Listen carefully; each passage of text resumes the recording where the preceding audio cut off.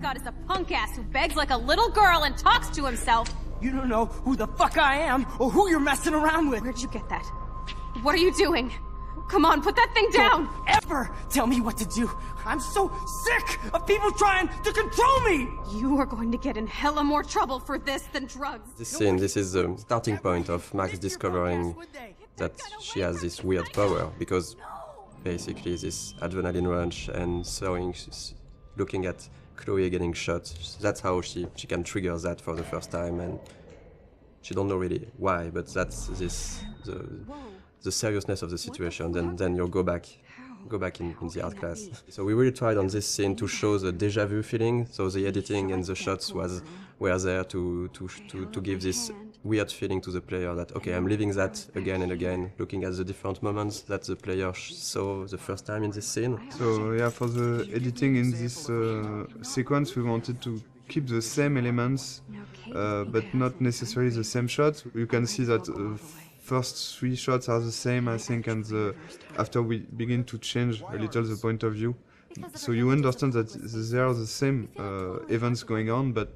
just seeing from a different point of view. And I think, to be perfectly honest, we don't have a good explanation for why she's going back to the art class, because we needed it. I've got one, but I will never tell you. I don't think it's a mistake, because we also needed to explain to the player, so the player can learn how things are working, and it's quite hard to do.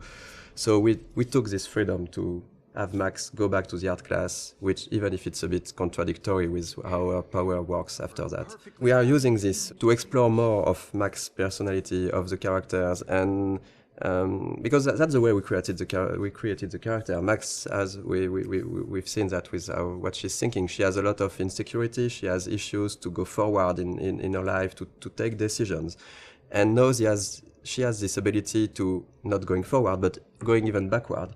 So it's an interesting storytelling device to question with her character and with the player, of course, to question choice and consequences, to question fate, to question really interesting issues. I think Max would never have changed as much as here in our story without this power and without this sci-fi element. So it puts the player in a very interesting position, because she will ask himself why he's doing some interaction. He can undo the interaction and try something else, but also Max, by doing this, will ask herself, am I doing the right decision?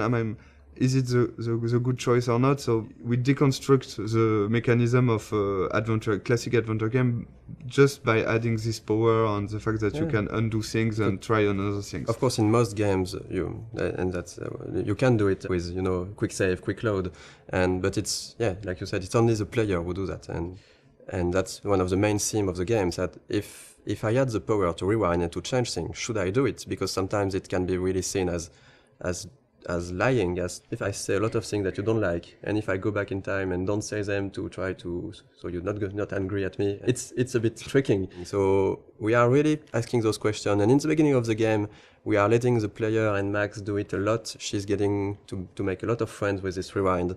But later in the game, and especially in episode 5, we are really questioning this to see maybe it wasn't the right thing. Maybe what you did to try to lie to people with your power, was it really good? And that's something that can be interesting for the story, but also to ask the player at a moment. I think this is what we wanted to do also with this game, to show that it's difficult to make the choice, and it's even more difficult to live with it, but you have to learn to do that. And even if you could hesitate a lot, there is no perfect way to do things. Okay, if I'm crazy, I might as well go all the way. Can I actually reverse time?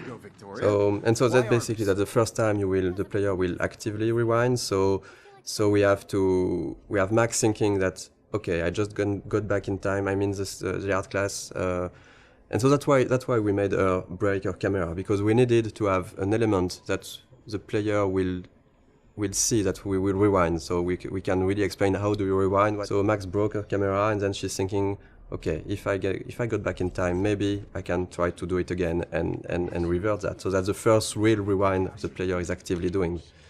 It's okay, we don't really want the players to use the rewind all the time, but since it's important in the beginning of the game to really show the player the tools he have, and it was important for us to have this in this scene, to have a lot of use of the rewind, so he can really, okay, I know how it is now, and now I decide if I use it or not.